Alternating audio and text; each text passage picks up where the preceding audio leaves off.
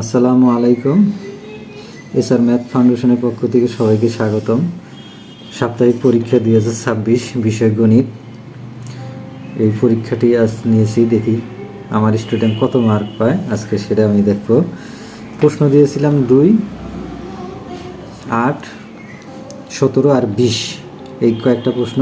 তাহলে 2 নম্বর প্রশ্নে দেখি কি আছে আমাদের, যে একজন দোকানদার কিছু ডাল 2375 টাকায় বিক্রি করায় 5% ক্ষতি হয়, ওই ডাল কত টাকায় বিক্রি করলে 6% লাভ হবে। তাহলে দেখি কিভাবে করছে।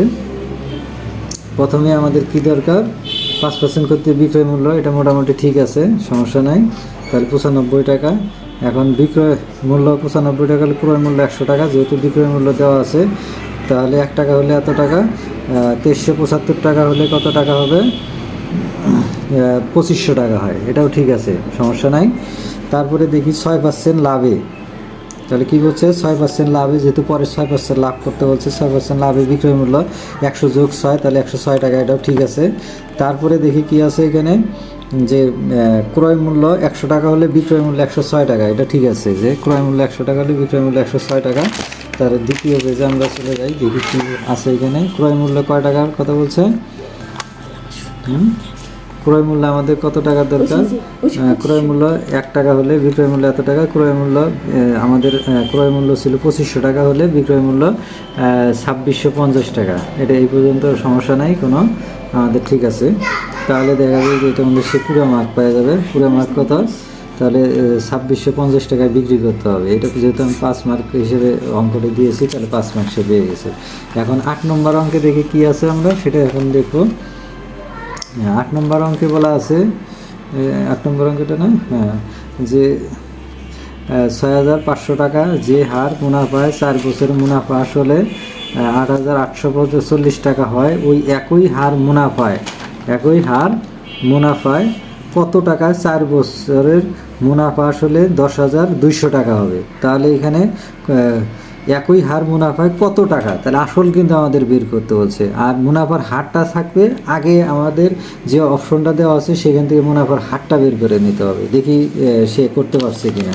তাহলে প্রথমে কী সে কীভাবে করছে, তাহলে 6500 টাকা, এটা ঠিক আছে আসল, আর মুনাফা আসলে 8840 টাকা। তাহলে এটা থেকে বিয়োগ করলে তাহলে কি পাওয়া যাবে, সে মুনাফা পাওয়া যাবে, মুনাফা মানে আয় পাওয়া যাবে। তো সাইড নোটে দেখি ঠিক আছে কিনা। সাইড নোটে আয় সমান 2300 কত হয় 40 টাকা, আর পি আসল কত 6000 টাকা, ঠিক আছে। এন হলো কয় বছর, 4 বছর, এটাও ঠিক আছে। আর এর মান দরকার, এটা আমাদের বের করতে হবে, সেটা বের করতে পারছে কিনা। তারপরে দেখি এখানে কি আছে, যে আই সমান হলো পি এন আর, এটা আমরা জানি, আর আর সমান হবে, এখানে একটু এটা আগে লিখলে সবচেয়ে ভালো হইতো, আই সমান পরে লিখলে সবচেয়ে ভালো হয়। তাহলে আর সমান কত, আই বাই পি এন, আর এর আয়ের মান হলো 2340, আর পি এর মান 6500, এন এর মান 4, এটা মোটামুটি মনে হয় হচ্ছে। তাহলে সে এটাতে পুরো মার্ক পেয়ে যাবে। এখানে কত আছে আমাদের 0.9%, এই পার্সেন্টটা এখানে দিলে এটা এখানে একটু ভুল করে ফেলছ, কিন্তু এখানে কোনো পার্সেন্টেজ দেওয়ার দরকার নেই, এটা দিয়ে এটা ভাগ করলে হবে 0.9, ঠিক আছে 9, যেহেতু একই হার মুনাফার আর এর মান আমাদের দরকার, এখানে আমরা পার্সেন্টেজ করে নিলে আবার ভাঙাইতে হয়, এই জন্য আমরা পার্সেন্টেজ করবো না করে 0.9 এই জায়গাটাতেই আমরা রাখবো, ঠিক আছে। তাহলে এখানে একটু ভুল করে ফেলছে সে, আর যদি পার্সেন্টেজ করে দিত তাহলে 9% হইতো এটা, কিন্তু সে 100 যে কী দিয়ে ভাগ করছে করার পর সেটা এটা নিয়ে আসছে। এখন দেখি তারপরে পরে আছে মুনাফা আসল 10,200, এটা ঠিক আছে আমাদের। আর এর মান 0.09, এটা ঠিক আছে। এন এর মান 4 বছর, এটাও ঠিক আছে, একই মানে বছরে কোনো পরিবর্তন নাই। তাহলে আমরা এইখানে দেখি কীভাবে করছে, এ সমান পি ইন্টু 1 প্লাস এন আর, এটা সূত্র, মুনাফা আসলের সূত্র, এটা আমাদের এখানে মুনাফা আসল লিখলে ভালো হতো। তাহলে মুনাফা আসল এ সমান হলো এত, এটা এখান থেকে আমাদের পি এই পাশে নিয়ে আসলাম, আর এটা এখানে হয়, এটা যেহেতু গুণন আছে এই পাশে যায় ভাগ হয়, ঠিক আছে।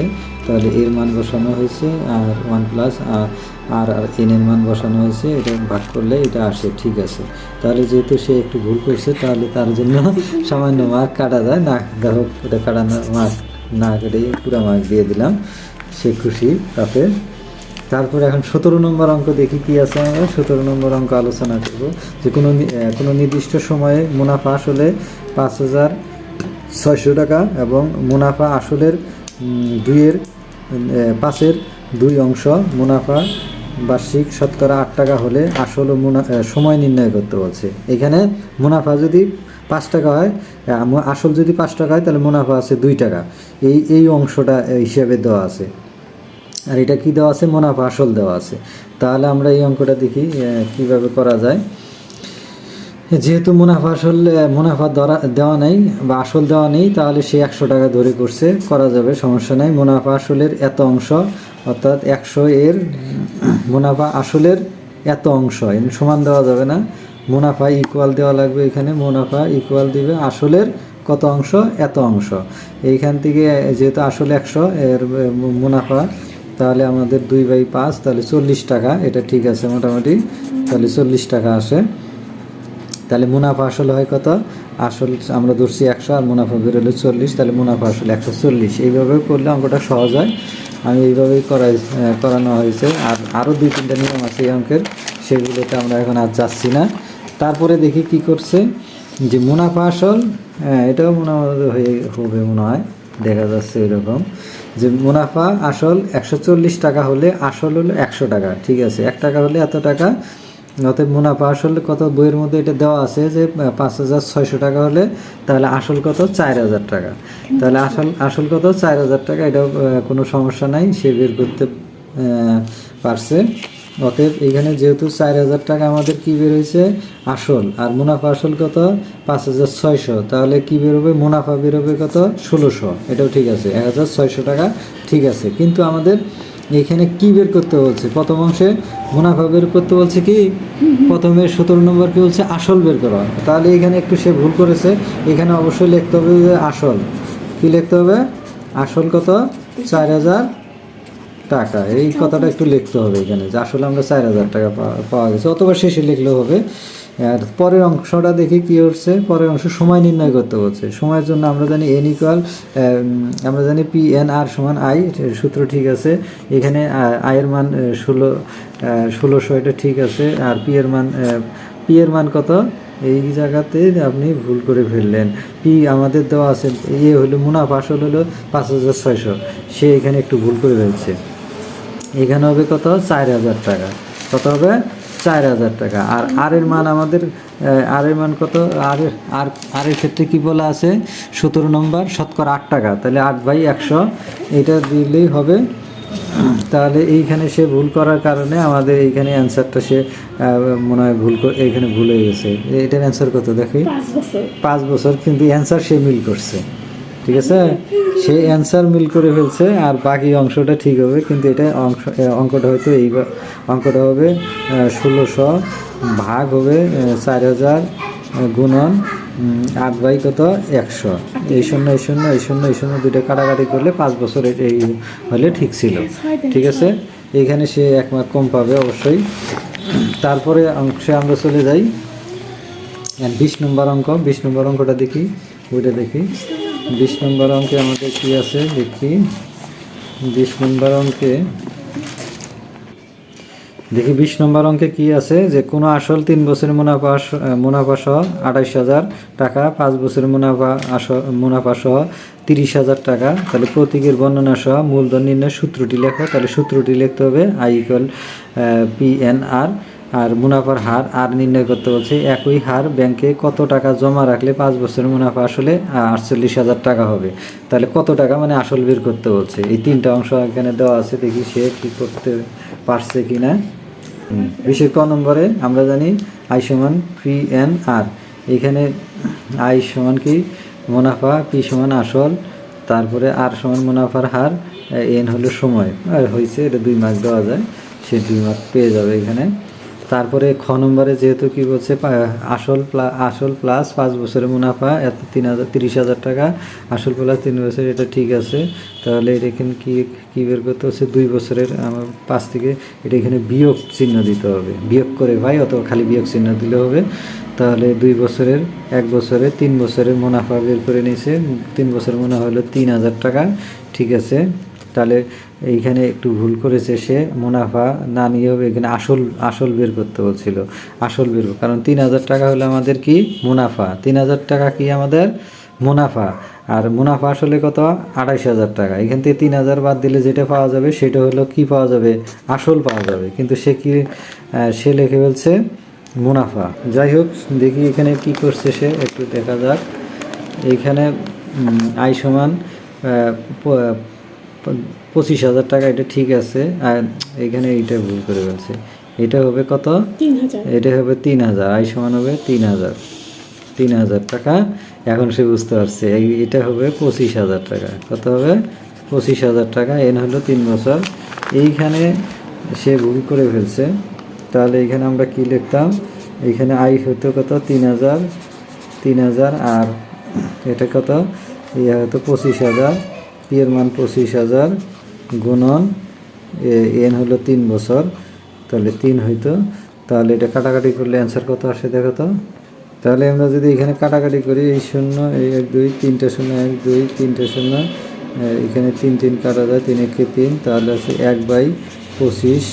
এটাকে আমরা এখন কি করব, শতকরা প্রকাশ করলে 100 দ্বারা গুণ করতে হবে, আর নিচেও কি 100 দ্বারা গুণ করতে হবে, তাই না।